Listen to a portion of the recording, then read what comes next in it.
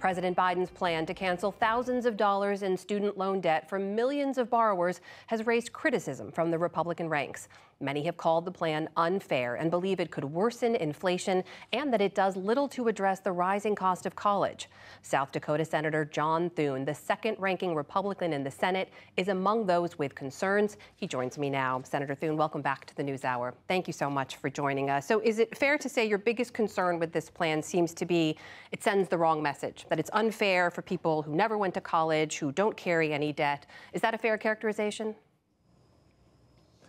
I think it is, Amna, and I believe it is fundamentally unfair, particularly if you think about all those Americans out there and those families, many of whom never had the opportunity to go to college, or those who did and paid their loans down already, paid them back, or their parents pinched pennies and made it possible for them to get through college. And now you're asking them essentially to pay $500 billion, or there's some estimates up to $1 trillion really, to forgive all the loans of these people out there who currently have loans. And it just, on so many levels, this just seems fundamentally wrong, fundamentally unfair to those that are going to be paying the freight, and I think a really bad precedent going forward. One of the things we hear from backers is that some of the same folks that you're expressing concerns about will actually be helped by this. Working class families, low income families, we know those making under $60,000 a year will get the most relief from this plan. Does that allay any of your concerns? Well, there are some who will get some benefit from it, no question about it. But just think of the number of families out there who are going to be paying for it. There are 13% of people in this country who have some form of student debt. That means there are 87% of the American people who don't. They're going to be paying for it in the form of higher inflation, and then ultimately in the form of higher taxes or passing the debt down to our kids and our grandkids. Let me ask you about the inflation question in a moment, but first, the White House, in response to your criticism and others that this is unfair, I should mention even some Democrats have expressed that concern. They've taken to Twitter, they have listed many Republicans there who they say have also argued this is unfair. People who also had tens of thousands or hundreds of thousands or millions of dollars in PPP loans forgiven. So I'm asking you now, what's the difference? Well, there's a huge difference. The PPP loan was approved by Congress on a huge bipartisan vote. In fact, the vote in the Senate was 96-0. This is an executive action that nobody's had any input into.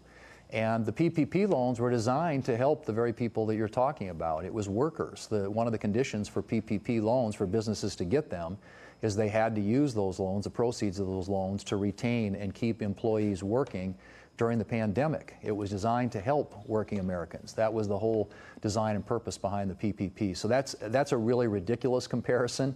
I hope they have a better one. So let me just put this to you, because there are millions of student borrowers who were victims of predatory lending, right? Who graduated in a global financial crisis, who live in a country where wages have largely stagnated. So fundamentally, shouldn't they get some kind of relief for circumstances not of their own making?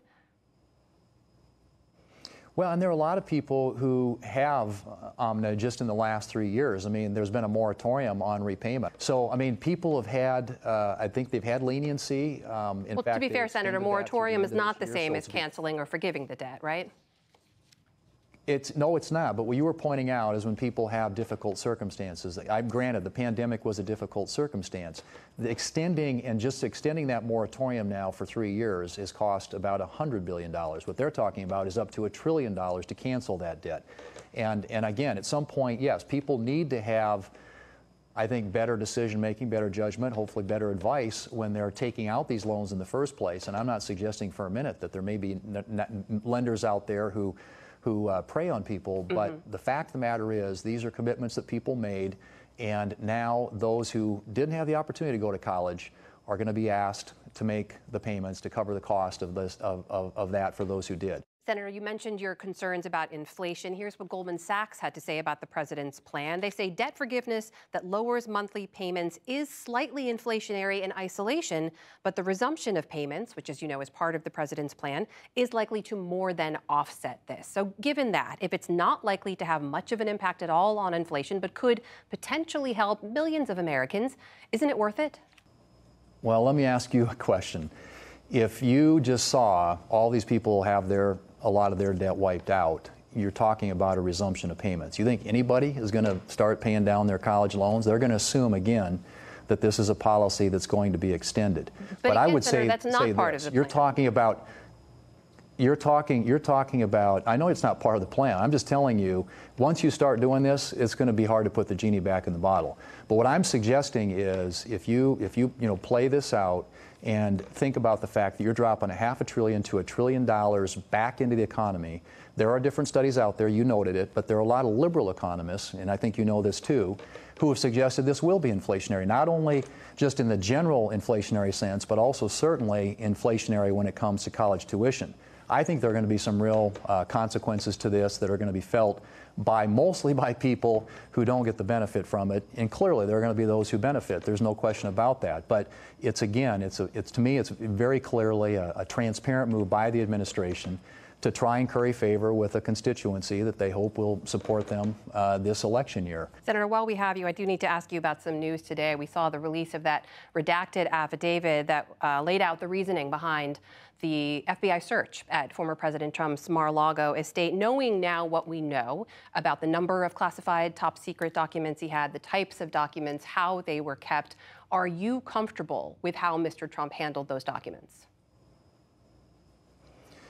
Well, I think that's going to be ultimately, there's a legal process now, a decision that's going to be made probably by the Justice Department, the FBI, the folks who are involved in that, the yes, courts. sir, but from your perspective, are you comfortable with it? My view is that those types of documents, classified, highly classified, very sensitive, national security related, need to be secured, and there's no question about that. But I also believe that this was an unprecedented move by the FBI and the Justice Department, which they need to be fully transparent about why they did it. And I know that the redacted affidavit gives a little information or insight into that, but at the end of the day, there's a lot of mistrust out there among the American people because they have suspicions that this may have been done for political reasons. And I think that the Justice Department has got a responsibility to be accountable to this. On this and to be transparent as possible. If I may, I also want to get you, as a leader of your party, to weigh in on this. We've seen a number of results now across primary elections across the country, and there have been a number of so-called election deniers, right? People who are running on the lie that the 2020 election was stolen and who've been winning Republican primaries. Does that worry you? Well, I think if people build their campaigns around relitigating the 2020 election, they're going to have a hard time getting across. The 2020 election is over. The 2022 election is right in front of us. And I think all candidates ought to be making their arguments to their voters in their districts or their states about what they want to do if elected. More broadly speaking, these are people who are delivering anti-democratic messages. They're talking about they would have ignored the voters' will and thrown out results in the 2020 election. Are you comfortable with that? I think that's that may be a decision that they and their campaign are making. No, I'm not comfortable with it. I'm up for re-election this year. That's not what I'll be talking about. I'm going to be talking about the issues that I think are relevant today and for the future to the people of South Dakota and the people of this country. And I would hope that all candidates on our side of the aisle would do the same. But again, each campaign is going to make their own decisions, and we'll see how it all turns out. Senator John Thune, second-ranking Republican in the Senate, joining us tonight. Thank you so much for your time. Always good to have you. Thanks, Amna. See ya.